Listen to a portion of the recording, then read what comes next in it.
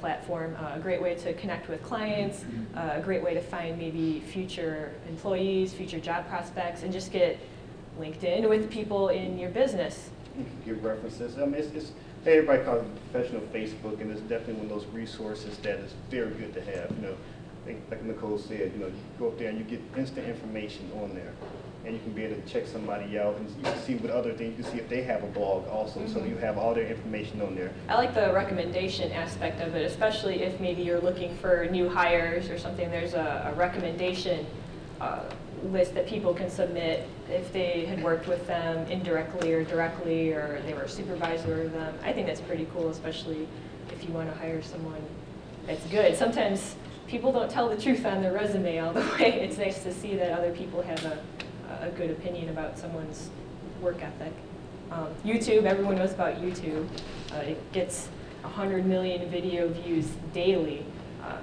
Most people, I guess, think of YouTube to watch people jumping off their parents' roof, or clips of, he's nodding over there. Yeah, clips of singing dogs or TV shows. But you can use YouTube for a lot of business things, which we'll go into later, but some of them include, you know, like training videos or how-to videos.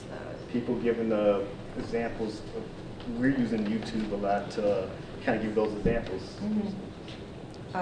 Ning, how many are familiar with Ning? It's kind of small. Anyone ever been on Smaller Indiana? It's a group out of Indianapolis. It's formed by a couple guys out of Indianapolis, does a lot of Indiana-based communities. She's got a head nod. I saw that back there. Actually, Smaller Indiana is based off of Ning. It's run on their technology. It's a platform that you can actually make your own social media communities. Which is cool. There's another site called Northwest Indiana Reconnect, or just Northwest Reconnect.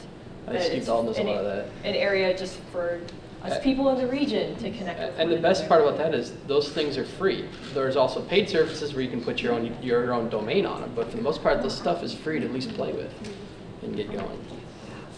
I'm just putting in 2 cents. I don't think I'm going to speak. I'm just going to throw in stuff once in a while. All right. Was it my turn? You're up. Now you're going to crush all these people. Now that we got your hopes up and we've given you all these ideas, we thought we'd crush them for a bit.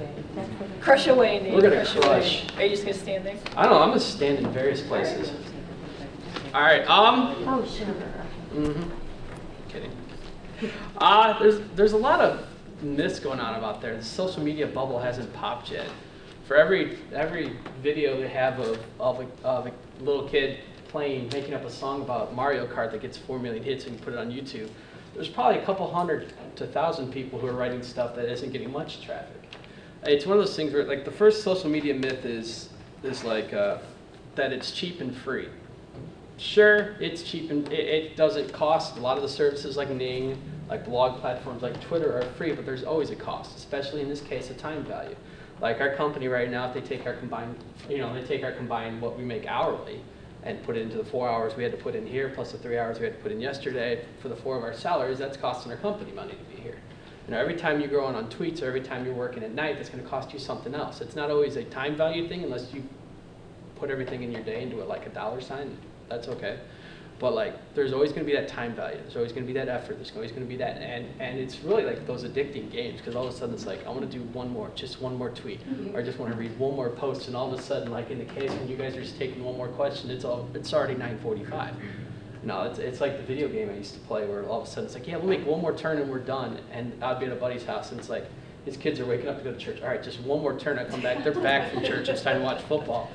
And it's really that kind of experience. So there's always that thing. If you want to time yourself, if you want to monitor your results, that's okay. But it's not completely free. It takes time and it takes effort. And the more followers, the more customers that you get that use it, the more effort it's going to take. So just get an intern. Just get an intern, train them. That's the thing. They might want to do it too. Hey, you get to play on the internet all day. Oh yeah, the next big one up there is that social media you're going to make this big splash in a short time. You could have, if you had adopted it in about 2005 or jumped on in 2006 and would have been one of those people like early adopters, those leaders, sure, like any new technology or mainstream idea, you would have been on there. But now people have jumped in. People are there. There's a bigger pool of candidates. There's tweets. There's tweets. There's messages. There's a whole big ocean of stuff out there. And now we're not trying to say not do it. That's not it at all. But the point is, you're going to have to be consistent. You can go on, and yes, we can even give you we can give you content. We can give you posts. It's going to take time.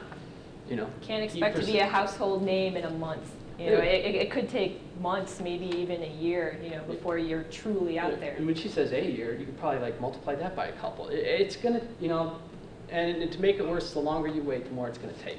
But the idea is to start getting out there and start grinding it. It's like any other marketing campaign. Once again, the technology is just caught up to the marketplace.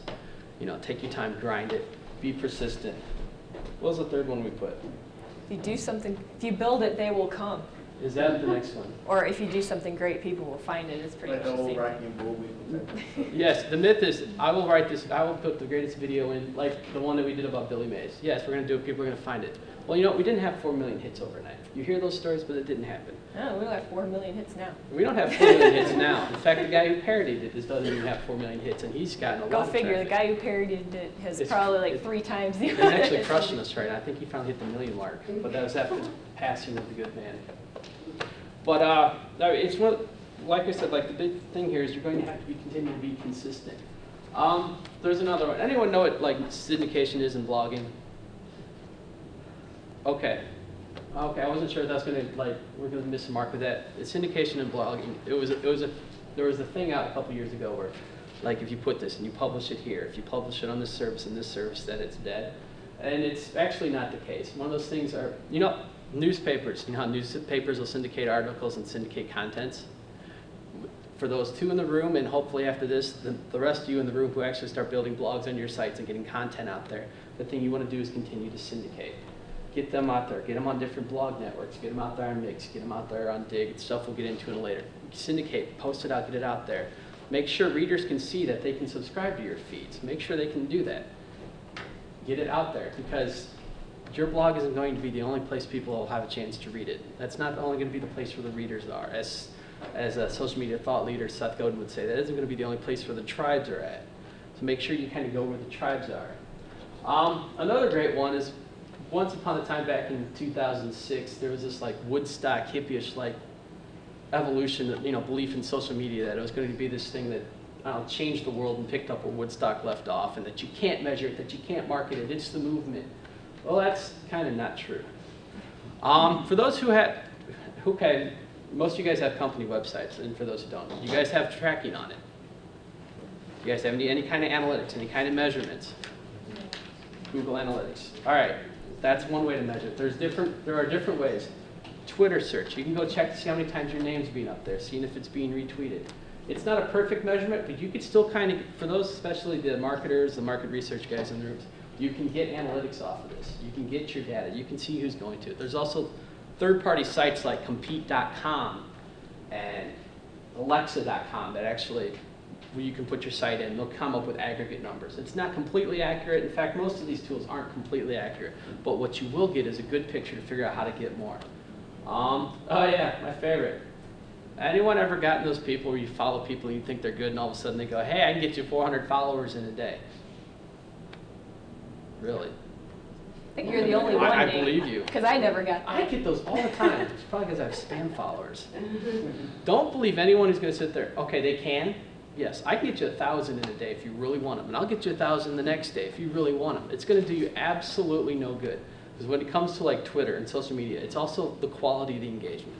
That's what separates that from like pure direct marketing or any other marketing medium. It's getting down to that relationship level, getting down to those customers, getting down to those, hi mommy, getting down. She was biting her finger, I was scared.